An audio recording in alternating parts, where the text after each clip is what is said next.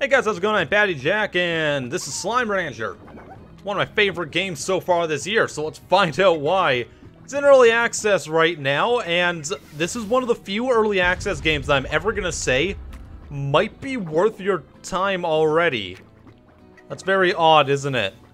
I still wouldn't recommend buying it till it's out of early access on principle, but if you do end up getting it, especially on sale or something, it's actually got a lot of content to it, so let's go and explore what Slime Rancher is, because if you're like me, you'd heard of this game once or twice, but you had no idea what it was. Maybe you thought it was like a top-down farming, pixely, weird, procedurally generated thing. That's what I thought it was. Then I looked at it and I was like, oh, this looks hilarious and interesting, so let's go find out. You're seeing this cavalcade of weird, colorful slimes on your screen, so let's go explore my slime farm and see what this game's all about.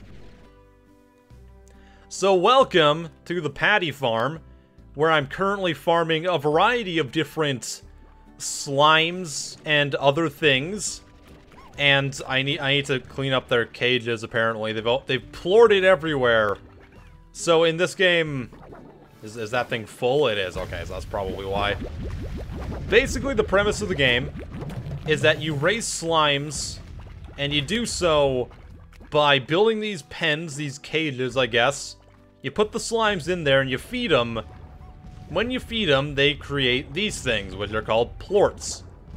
You use those things to basically get money. So once you have a bunch of plorts, like I do in my inventory right now, you take them over to this thing, and you fire them in.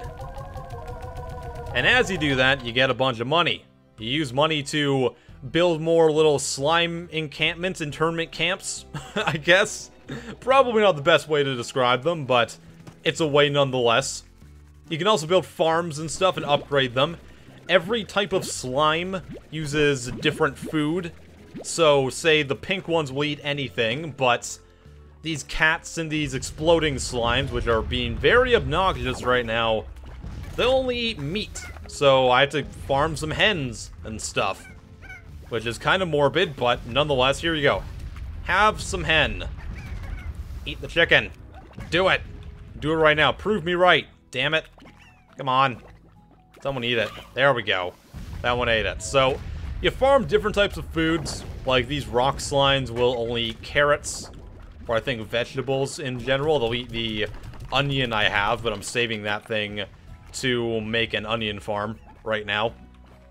And you can basically suck up the slimes. You find them in the wild. And then, yeah, that one is really freaked out right now. Holy crap. Eat it. Eat it, bro. There you go. You happy now? You good?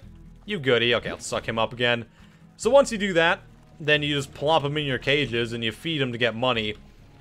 They won't die if you don't feed them. I looked that up online because I was super scared of that happening. Because, you know, that'd be terrifying and awful. And I'd feel bad forever. So props to the game for making the slimes really, like, make me want to care about them. Difficult for me to do in games sometimes. They've done a good job of it. This is the newest expansion on my, no, the second newest, actually, on my ranch. So what I've done here is I've gotten enough money to unlock this area. It has a couple different bonuses, too. I can grow some onions over here, actually. Let's do that. Every different area that you unlock has different bonuses. Like this one has a lot of food that grows in it naturally. So there's a couple of trees and stuff that'll grow fruits. There'll be carrots, like right here, as well as different hens and stuff that I can use in addition to the ones that I'm growing in the coop over here.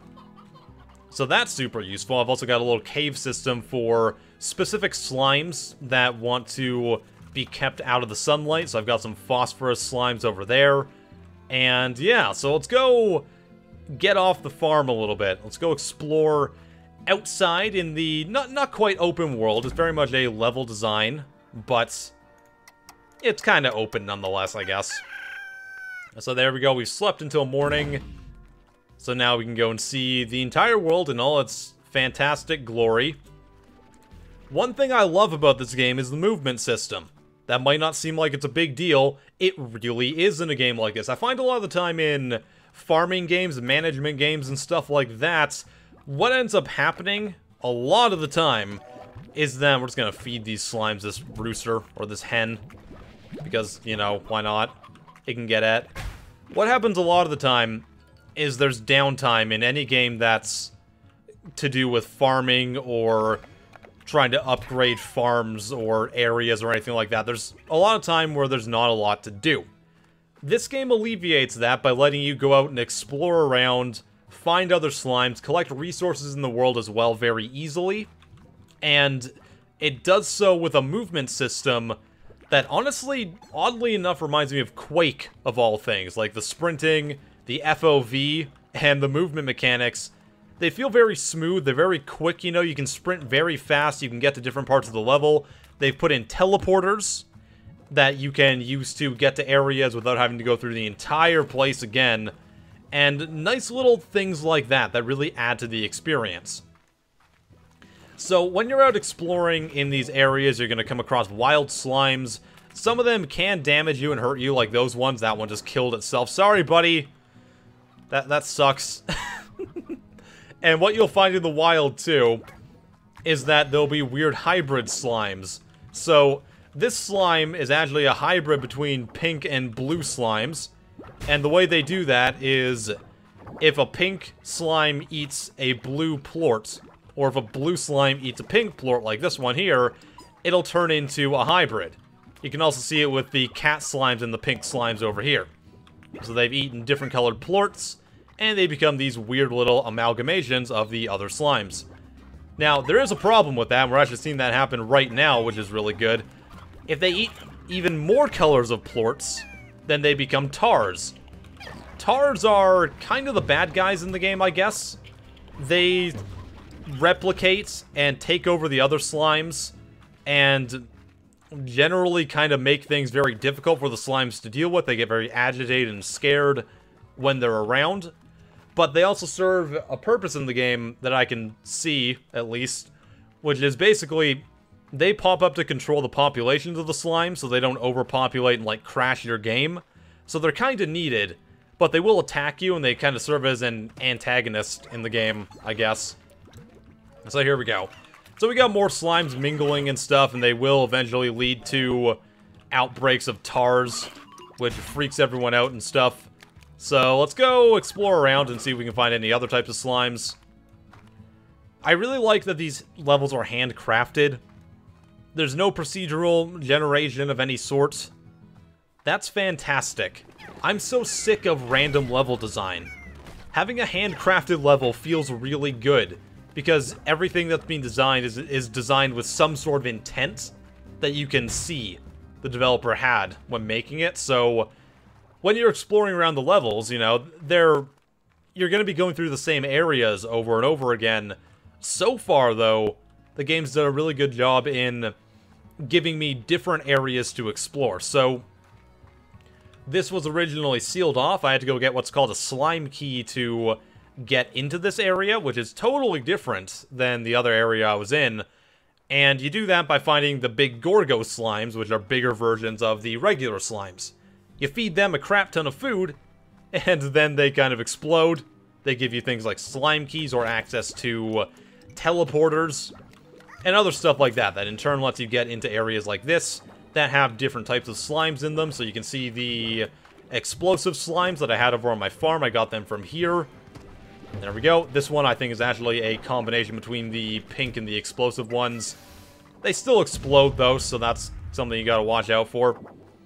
So yeah, it's good to see that a game in early access, A, isn't randomly generated, because that's kind of getting annoying, and B, has some merit to it, you know? Like, there is stuff to do in this game, and you can do it very quickly. Like I said, there's no waiting around or anything, which I really appreciate, because, you know, in games like this, I'm so accustomed to having very little to do. One thing I am noticing is that the further I get into it, I'm just gonna kill this slime because I'm a terrible person.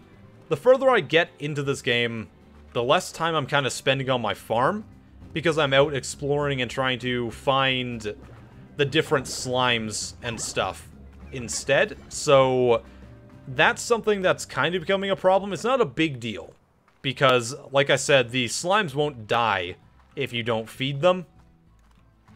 they just kind of get agitated. These guys are very angry. I mean, it's gonna leave them alone. Oh, God, please don't explode me. Would not appreciate it, but yeah.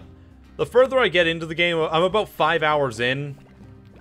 I'm not spending as much time at my farm itself, but that being said, I'm out doing other things instead, which is totally fine.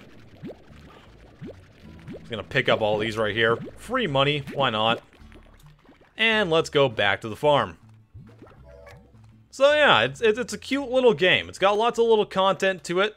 It's got a fantastic art style. The game runs really well. I'm recording and I'm still at like 80 frames, so that's really cool. It's kind of refreshing to not have this be like a little pixely top-down, like, farming game like Stardew Valley style or something like that as well, to be honest. You know, it's kind of nice to see. Ah, old hen. Don't need you. Get out of here. Oh, I can't even pick you guys up. Yeah, I'll come back for you later. Whatever. Yeah. I like this game. Slime Rancher is getting 2 thumbs up. It's a fun little experience, and even though it's in early access, you could probably find a lot of enjoyment out of it. It's a good little time. I like it. Like it a lot. Good job, developer. You're doing good so far. You get my seal of approval. That was a terrible accent.